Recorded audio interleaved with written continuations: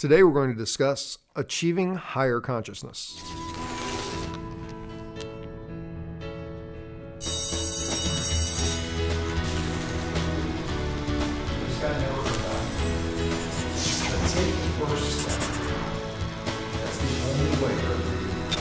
I want to start off today's episode, in case I haven't said it before, by saying thank you.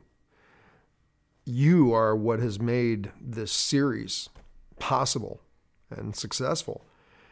We're coming closer to the end of the Self-Awareness 101 series, but again, as we've shared in past episodes, our communication is not going to end. We're going to be going into other series that will continue with expanding on the ideas of things that we've already talked about in the Self-Awareness 101 series.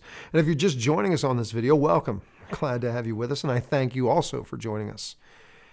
Today, I want to share a little bit about achieving higher consciousness in relation to how the journey of self-awareness leads many of us to that place.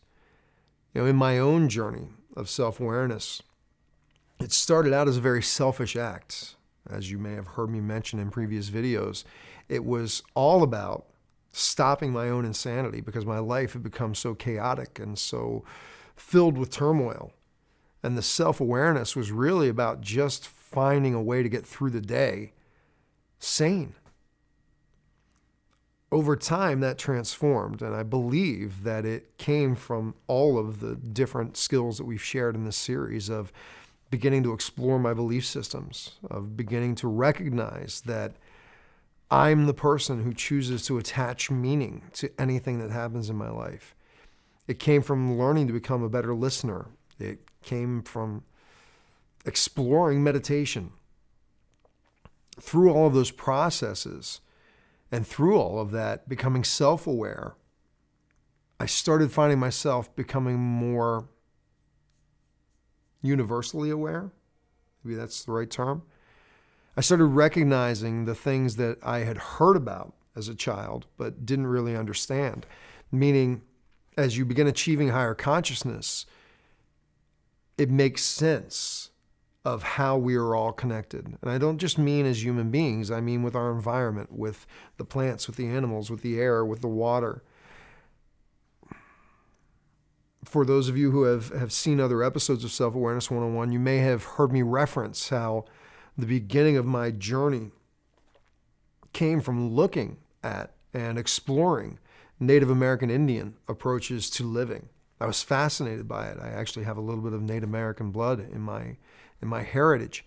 And when I got to that point of questioning the things that I had been taught in my own perception of the world, and somebody said, what do you believe in? What makes sense to you when it comes to higher consciousness and spirituality and these types of things? The first thing was Native American approaches to living. They had a respect for everything being connected, that no plant, no animal was too small, too insignificant to be acknowledged for its contribution to their life, and that they were in no greater position to disrespect any other being or plant or energy for it being less involved in their health and their growth as a human and as a entity, as a community.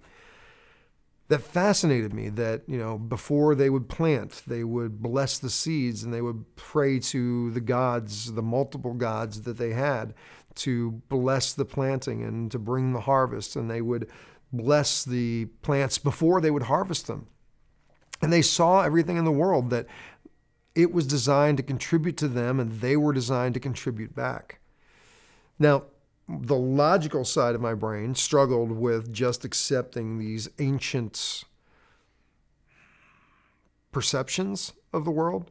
So I had to look for scientific foundations for things. So I started exploring the high school level knowledge of science that I had, and the basic breakdown that if you look at everything when it's broken down to its simplest form, beyond protons, neutrons, electrons, it's energy. And I started exploring Newtonian physics and quantum physics and zero-point field theory. And trust me, I did not become an expert in any of those. I just looked at them to question what I believed in and what I didn't believe in. One of the biggest breakthroughs in my journey of self-awareness has been that compelling drive to question everything. I no longer take things at just face value, at what people tell me I should believe. And I encourage you to question everything. Question what I tell you. Don't take it at face value. Explore it. Look into it. How does it affect you? What resonates with you and what doesn't? Question everything in your life. Question your belief systems. Question how you perceive the world. Question what you've been taught about your culture, society, government, religion. That leads to so many possibilities. It leads to you getting more certainty in some of the beliefs that you have, because you're no longer just taking it blindly. You actually can say with certainty and congruency when someone asks you, well, why do you believe X? And you go, well, the reason is boom, boom, boom. You've questioned it. You've gotten your references.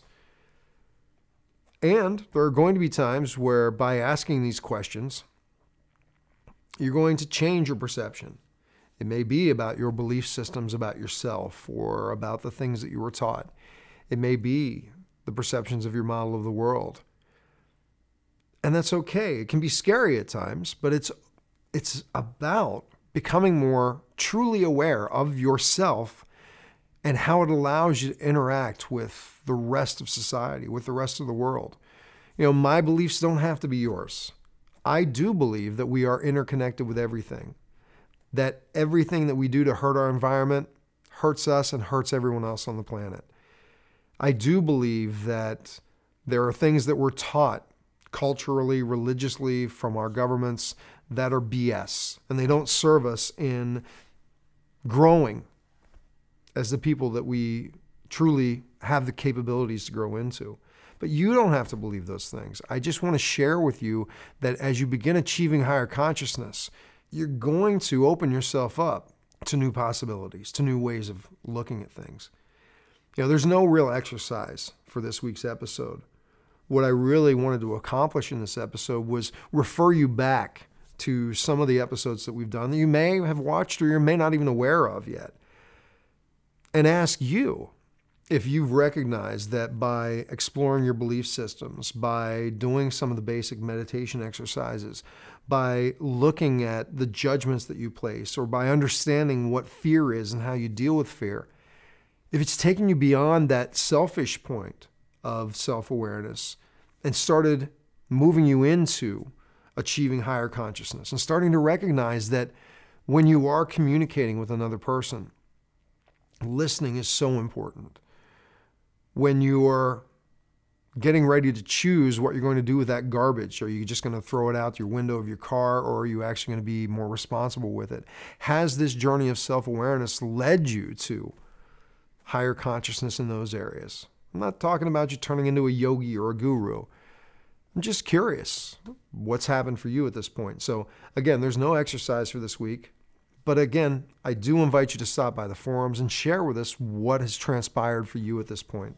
And if you're just joining us, stop by and introduce yourself. As always, I look forward to your feedback.